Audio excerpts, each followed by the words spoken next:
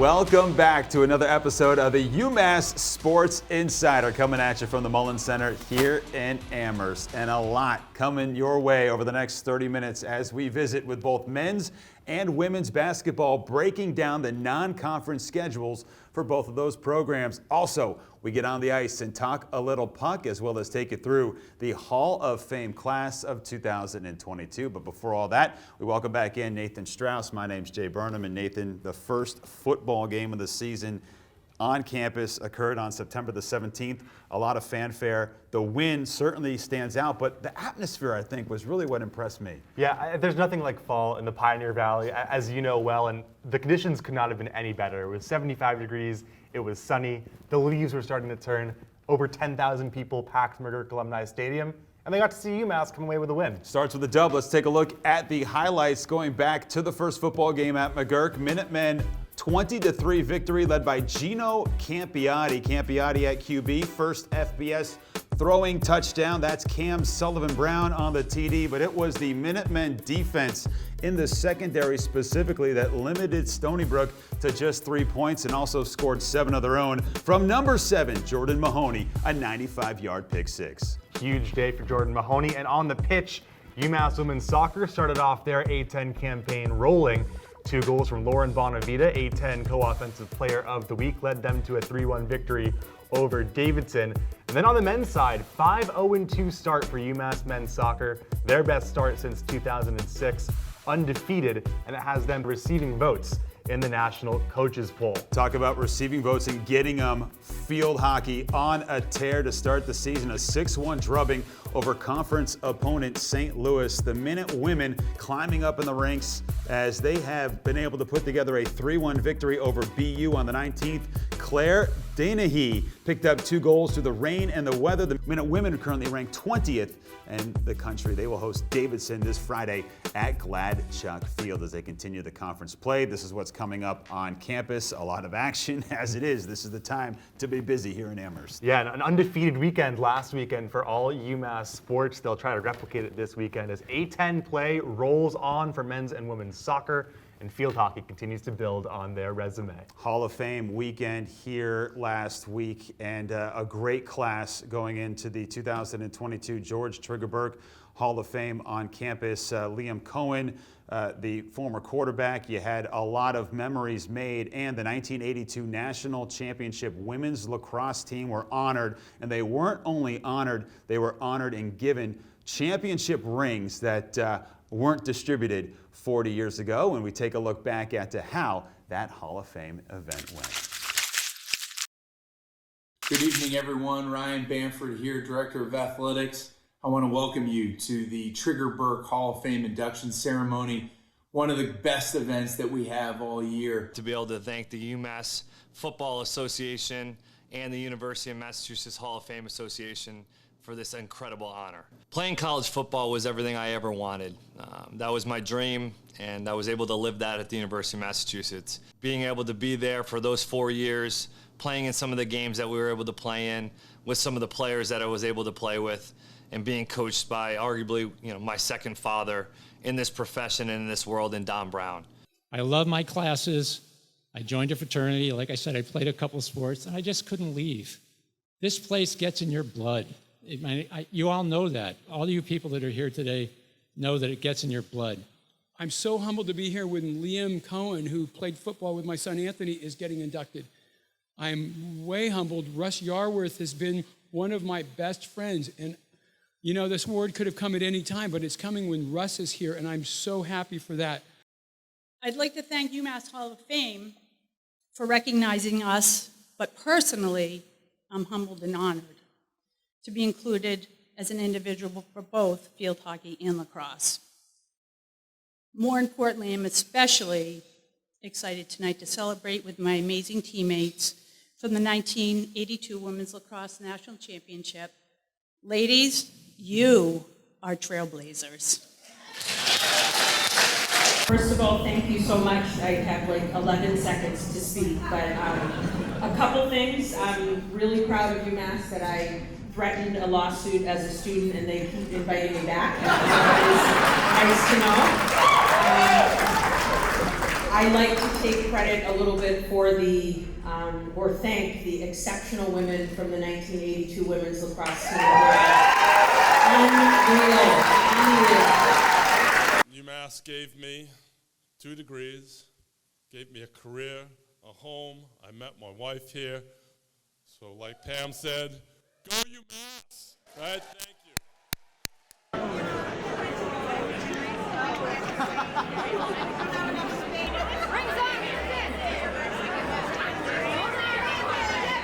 And we all gave it everything we had, day after day, because of the hard-working yet fun-loving atmosphere we created.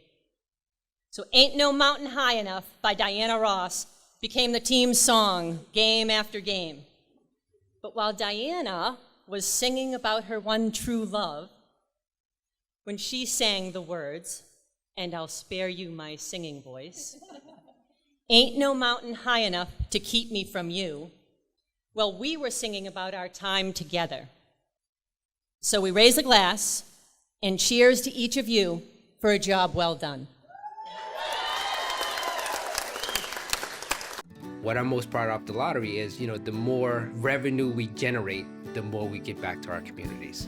Faxon Park is our memorial park dedicated to veterans. It's a source of pride in this town, and the lottery's helped us maintain that. There's a great sense of pride being able to work out of this firehouse. That aid from the lottery is very important for us. The ultimate winners are the 351 cities or towns. The Mass State Lottery, 50 years of supporting communities. 50 years of winning.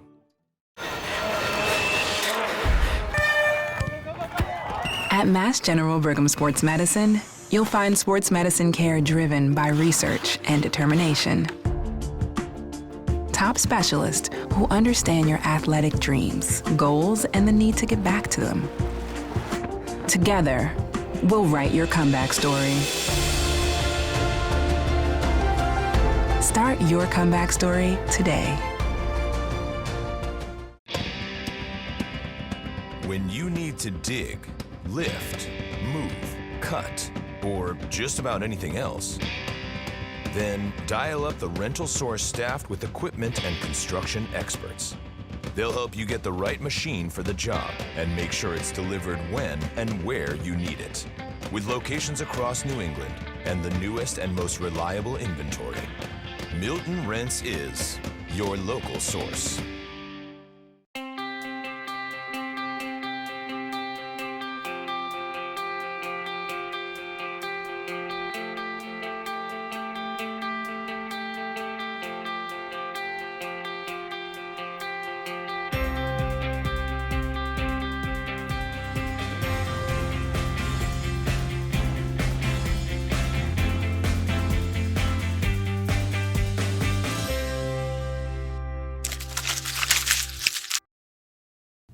Oh, it's time to talk some basketball as the men's basketball schedule is out in full force, and we've got head coach Frank Martin to dive into it. Coach, schedule time, that means you're not too far away from actually tipping off. I'm not quite as chipper as I was the last time you and I sat down and talked, Jay, but no, it's awesome. You kidding me? It's fall's almost here. Football's almost getting ready to roll, and when football kicks off, I know that means we're working out, and pretty soon here, I'll start zeroing in just like Don Brown is on games. But in the meantime, we're still focused on getting better. But at the same time, excited about the schedule we put together. How did you put this schedule together? What are some of the pieces that you really enjoy when you see this? Yeah, Ryan Bamford and Dave Biancamano did a great job on having some things in place already. From a scheduling standpoint, and that's something that you got to have because scheduling's gotten really complicated. So when your administration can be of assistance in helping you put a schedule together is so important. And then we've tried to add some components to it. Playing a lot of regional teams here at home, and then bringing in a team like Towson, who's probably going to win the Colonial Conference this year. And Pat Scarry, who's a New Englander, so it's going to be a great challenge for our team. NIT team won their regular season conference last year, got beat in the conference championship, kept them out of the NCAA tournament. If not, they would have been regular season and postseason champion, and they returned their whole team. So it's going to be a hard game, but we've got some great opportunities, some great challenges. North Texas and Hofstra, both in the area, even though they're not home games. Both quality. North Texas is back-to-back NCAA tournaments. Hofstra won 21 games last year, returned their whole team, and added an unbelievable transfer. So it's and playing in their backyard. Yeah, Barclays. Yeah. So schedule where it doesn't have maybe that big name opponent. We'll get there. Yeah. Let's go win some games.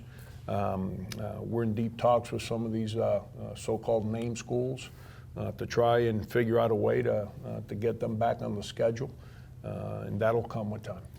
I think when I look at this schedule, I see you've got the MTE down at Myrtle Beach. We'll be taking on Colorado. Mm-hmm. But then you mentioned the Hofstra game down at the Barclays Center, and then playing North Texas in Springfield, Mm-hmm. Harvard in Boston. Mm-hmm. That regionality, I think, really allows fans from across the Northeast Mm-hmm. to see you guys in action for the first time.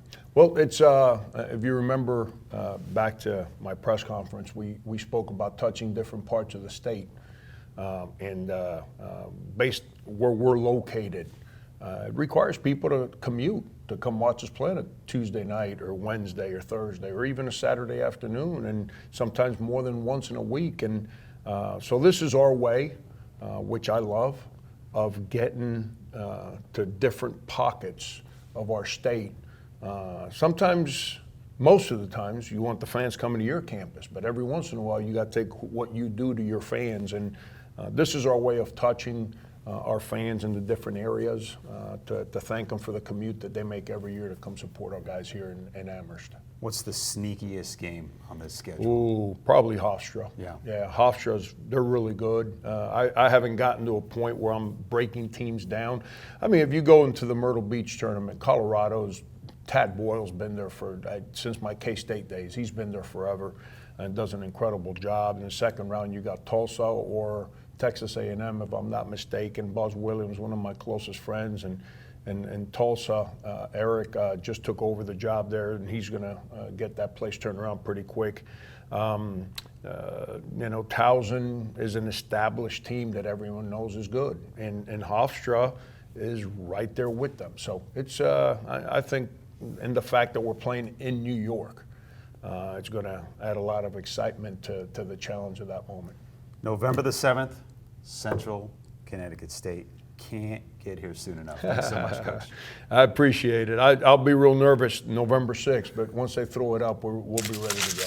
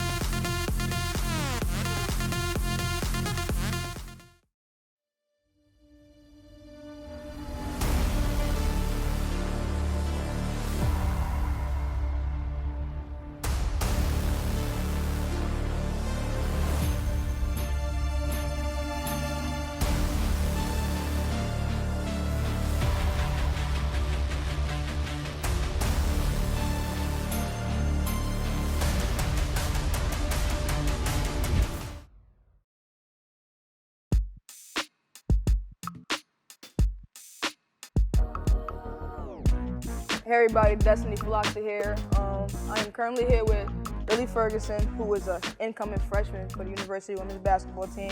And today we have several questions for Lily. My first question will be, where are you from? I'm from Newington, Connecticut. All right. I've been around you a lot, and one thing I've noticed is that you're a real WNBA fan. Who would you say your top 2 favorite players are right now, all time? All time? Well, one is definitely Kia Nurse. Back in like 8th grade, she was one of my mentors, kind of. So Kia Nurse definitely a top. And then the second would probably be like Sue Bird. All right, ladies and gentlemen, this is Lily Ferguson, who will be on the court with us November 7th. So I hope to see you guys there.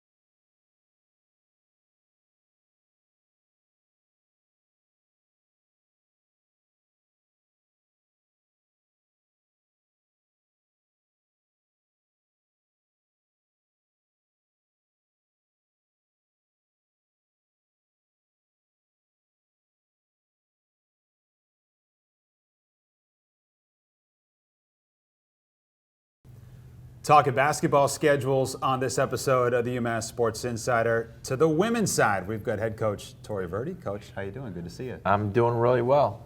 I'm looking at this schedule, and there's a lot to like on this schedule for a lot of different reasons. How did you come up with the various opponents that you have on here? Well, one, it was a lot of time, a lot of work that was put into this.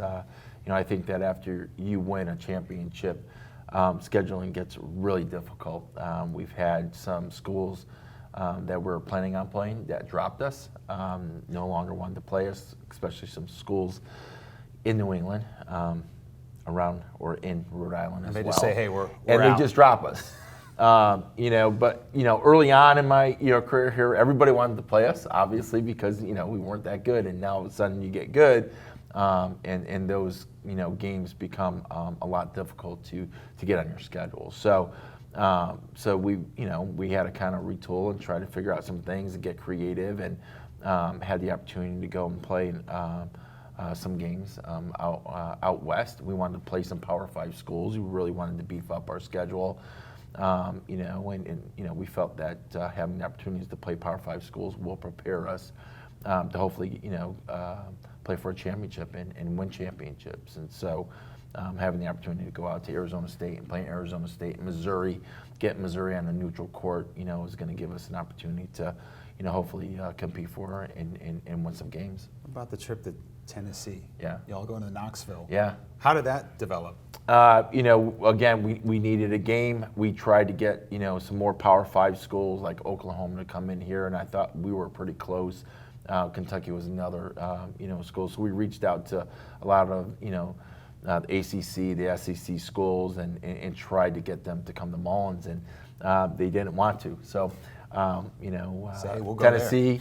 And that's where we are right now with where we are with our program. We'll play anybody, anywhere, and I expect us to go out there and be competitive and put ourselves in a position to win some games. What does this tell your team when they see the difficult nature of this schedule that your staff has created? Well, I think that it should give them the confidence. I think that the team that we assembled here this year, our personnel is the best ever in the history of the program. Now, what does that mean? We'll see at the end of the year. But I'm really excited about the players that we have in our program, and I think that when it's all said and done, our goal should be to compete for championship, in a regular season and tournament, and then also win games in the NCAA tournament and get to the Sweet 16. When you look at this, you see the big headline names: Tennessee, Arizona State, Missouri. What's a sleeper team on here that might be better than people think? Well, I think Tennessee is really good. Right. I think Tennessee has an opportunity to win a championship this year. I think that they're good enough to be a Final Four team. So, are they a sleeper? I'm not saying that they're a sleeper. I think that they're a really good basketball team. And so again, we're going to have our work cut out for us. I think that we're going to surprise a lot of people this year. I think people know that we're good. I just don't know how good they think we are. And they're going to learn, you're going to learn, we're all going to learn where you stand 3 games in, because that's the Tennessee game. So you're going to kind of know, Yeah, where the first, is. Yeah, absolutely. The first game, we get on the court, it's going to be really emotional because we're going to raise some banners, and then, in a couple days after that, we're going to head to Tennessee and have the opportunity to, shock the country. Coach, we're looking forward to November the 7th. I know you are too. Thanks so much. Thank you. We know you're busier than ever before, caring for your children, your parents, or a loved one. And don't forget about yourself. You deserve a health plan that guides you along the way and helps you make the decisions that matter most. Health New England has options designed to meet the needs of everyone in your life. We'll be here for you every step of the way. Get a health plan that grows with you. Health New England, where you matter.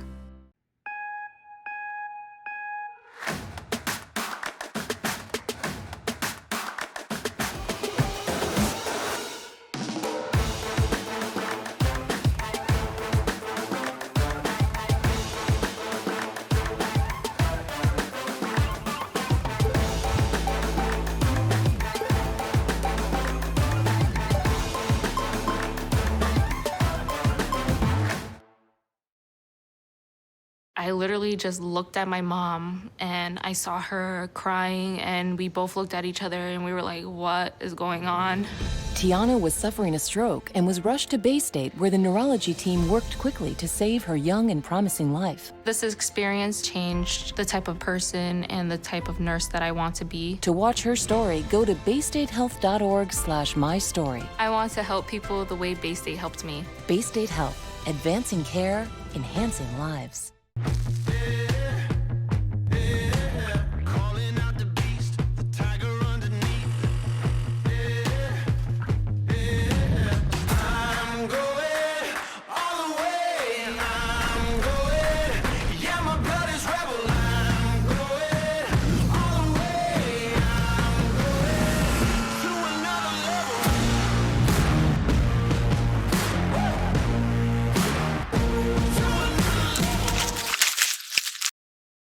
Back with you one final time here on UMass Sports Insider. It's time for our Coffee with a Coach, presented by Dunkin'. And we go on the ice. Fittingly, he got iced coffee. We've got Coach Nolan Glukowski here from ice hockey. Coach, how you doing? Good, Jay. How are you? Tell us your order real quick. Just a cold brew black. I keep it simple. Keep it simple. Keep it iced. The ice is down here at the Mullins Center. Now it feels like it's time for puck, isn't it? Yes, hockey season is upon us. We're really excited. Obviously, our exhibition coming up on the 1st against Sacred Heart, and then jumping into regular season play the following weekend against AIC will be awesome. Give us your background. You know, you've been a player for Coach Carvel. You've been a volunteer on this staff, and now joining the assistant coaching ranks. Give us kind of an overview as to your resume and how you got here. I grew up in the Detroit area in Michigan, just playing minor hockey there, and I was lucky enough to go to a Catholic high school where I played hockey as well. Got the opportunity to play in the United States Hockey League, and from there is where I got a little bit more exposure to college, and that's where I met Coach Carvel. So once I sat down with him, I understood that he was a leader of men, and he's a guy that you want to be around. So going and playing for him at St. Lawrence was probably the best decision I've ever made, and is a big reason why I'm here today. What's it like working under a coach who coached you on the ice? It's awesome. At St. Lawrence, I actually did an independent study, it's called. And so I did video with Coach Carvel as a student at St. Lawrence. I knew he was a guy I always wanted to learn from and get as much as I possibly could from him. So when I was done playing one day, I knew that I could call him and use him as a resource. And I didn't know I'd be lucky enough to coach for him already. So. You know, I think this is going to be a theme. It's already been a theme that we've talked about past couple of years, but a lot of new faces is just the name of the game now in college athletics. How do you guys begin to, integrate 12 new bodies to this program? It's a good opportunity for us. Like you mentioned, the new staff, and then obviously 12 new guys, 8 being freshmen and 4 of them being transfers. So it's just a good opportunity for us to try and be as deliberate as possible, not just on the ice, but in the video room as well. I think the video instruction is going to help us and get us on the same page a lot quicker. The schedule this year is pretty jam-packed. You've got games in all sorts of locations. You open up, at home against defending champions Denver, and then you've got, the Friendship 4 in Northern Ireland. You've got the Quick Trip face-off in Milwaukee, Wisconsin, and of course the Frozen Fenway game. What are the highlights, I guess, for you, and how do you think the team is going to approach all these different circumstances and venues? I think it's a good thing that our program is getting all of these opportunities, right? And I think our alumni support and the way that they support our program is a big reason that you're seeing us get some of these marquee games. Obviously, Denver first coming in will be a really good opportunity for us, as the last 2 national champions will face off. So it will be a good test to see where we're at right off the hop. Going into Belfast, it'll be fun now to go as a staff member. I went as a player with St. Lawrence, and we played against UMass actually, so it'll be fun to be on the other side of it. And then the Quick Trip obviously will be a really good opportunity for us to go out to the Midwest, play a team in Clarkson that's usually a very good team, usually wins the ECAC. So it'll be a good opportunity, and like I said, it should be good for our alumni. You feel like there's some expectations that you guys have set here, back-to-back Hockey East champions, of course, the national championship. How do you, continue to meet those expectations here, looking for a 3rd straight title? Those have become the standard. The standard is, Hockey East and making the NCAA tournament and ultimately the Frozen Four. It's funny enough, talking to Bobby Trevino after the year, last year, he talked, it's weird. We won Hockey East, but it just doesn't feel like we did what we could have. The season doesn't feel like an actual success. So that just shows the standard has risen at this program, and we're looking forward to kind of meeting that standard again this year. Coach, thank you so much for taking the time here at Coffee with the Coach presented by Duncan. Looking forward to seeing you guys out on the ice this year. Thanks, Nathan. It was awesome. All right, thank you so much. That's a wrap. Nathan, as always, a pleasure. That'll do it on this episode of the UMass Sports Insider. Until next time, from campus, my name's Jay Burnham saying so long, everybody.